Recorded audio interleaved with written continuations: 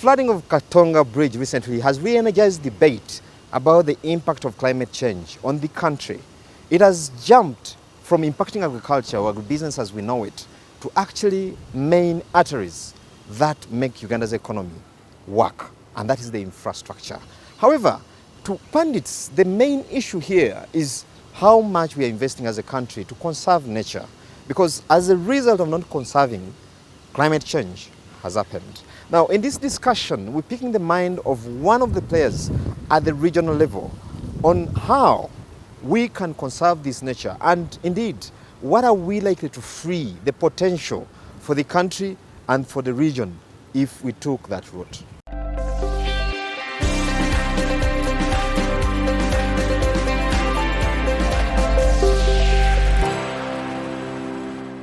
I think for me the aspects, before I define what conservation is, the aspects I should be explaining to you right now is what is nature to us? What is nature to the humankind, to the human race? And I'll say nature can survive without man, but man can't survive without nature. And that gives you the background, that gives you the narrative of what conservation is all about. I'm one of the founding fathers of, I should say founding members of Umoja Conservation Trust, together with a strong network of brilliant, in Swahili we call them hodari, shupavu, brilliant, great ladies and gentlemen behind us. And we set this up at the heart of COVID, when we discovered we had a very huge workforce at home. Nobody's moving, and yet you've got the workforce at home. And we thought people could do something well at home, something that will remember and save us for a long time. So we thought, now that the guys are at home, let's set up something, a vehicle that will preach to Ugandans to grow one tree wherever they are in the rain season. A fruit tree, jackfruit, guava, mango, name it. And so that's the background of Umoja Conservation Trust. But more importantly, we realized that in the aspects of natural resources harnessing in East Africa, not only in Uganda, everybody's pushing for investment. Yeah? And no one seems to be at the forefront of sustainable utilization. I understand that. We understand it because we have a long way. We must develop. We're a third world country. It's these resources that will leap us into the development world. But we must do it sustainably. So we created Umoja Conservation Trust to change the narrative, to guide the narrative of as we harness these natural resources, which is very critical and important and timely, by the way. Let's have our hindsight onto conservation. Uganda, and to a large extent East Africa, our GDP is 53–54% nature-based, either directly or indirectly. And now that's huge. So that literally shows you that everything we do to earn is centered around our natural resources. So it's the heartbeat. It's the heartbeat. You will agree with me that if there's any country that has natural resources that can be harnessed throughout the year, it's Uganda. If you combine the natural resources tab, our capacity is actually much more than the GDP of USA.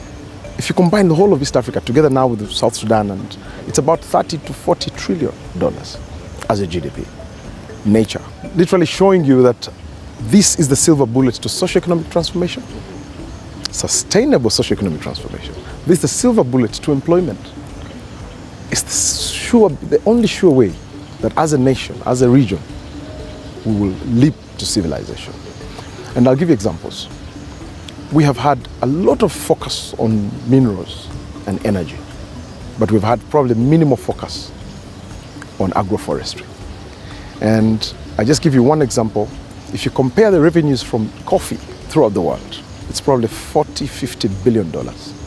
If you look at the same revenues from the bamboo, a crop that grows so well in East Africa, bamboo, is between $70 and $80 billion. To date, literally everything comes out of bamboo. Cosmetics, food, alcohol, fertilizer, name it. Bamboo is harder than hardwood and more tensile than steel. If I can give you the narrative of a Ugandan from where they live to where they work and back and how they move, there's bamboo involved. Clothes, suits, the best designer suits to date are made out of bamboo because it will keep you warm in cold weather, it will keep you cold in warmer weather. So these are things we need to focus on. If you look at candle nut is a very famous tree that was pushed by our forefathers. May his soul rest in peace, our great man Semeka Kungulu endeavored to plant the candle nut tree everywhere, commonly known as Kabakanjagala. Kabakanjagala is literally found everywhere you go. The sad bit, and quite disheartening for me, is that we now, the so-called elite and land, are cutting those trees down. Trees of 100 years plus.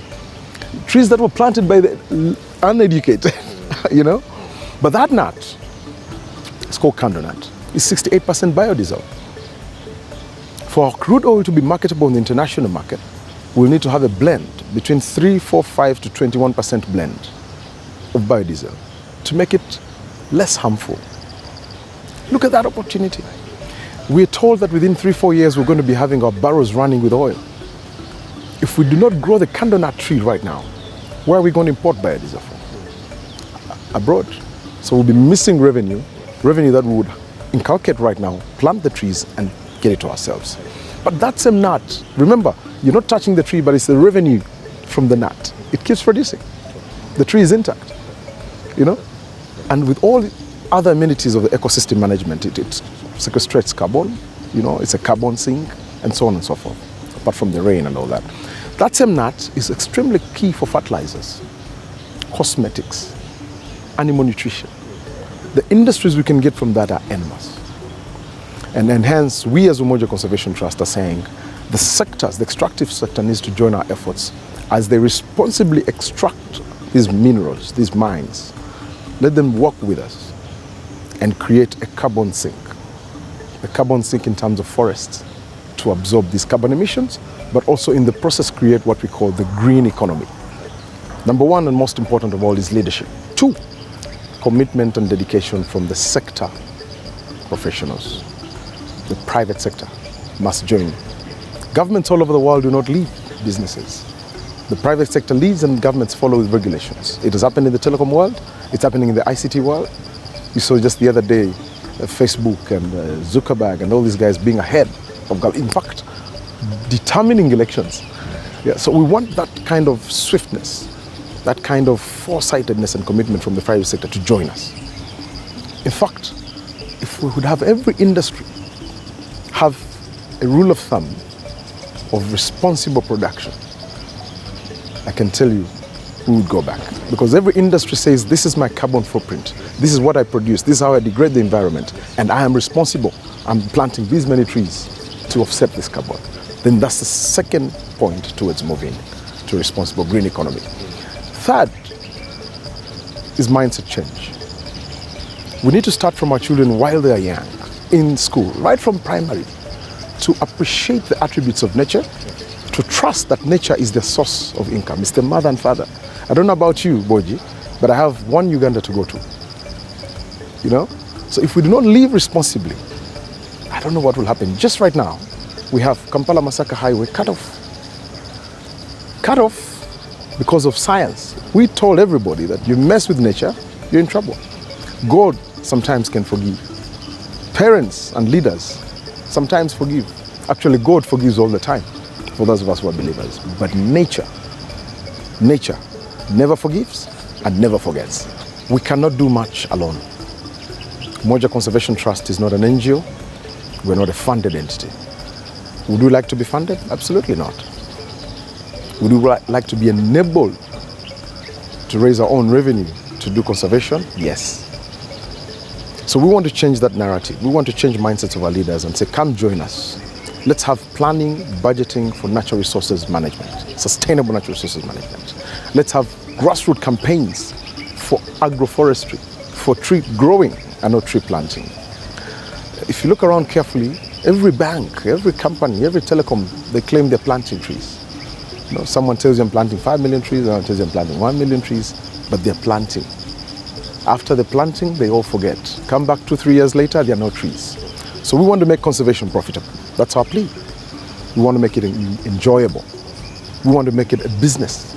So we're telling every Ugandan out there that brace yourself and don't wait for your neighbor.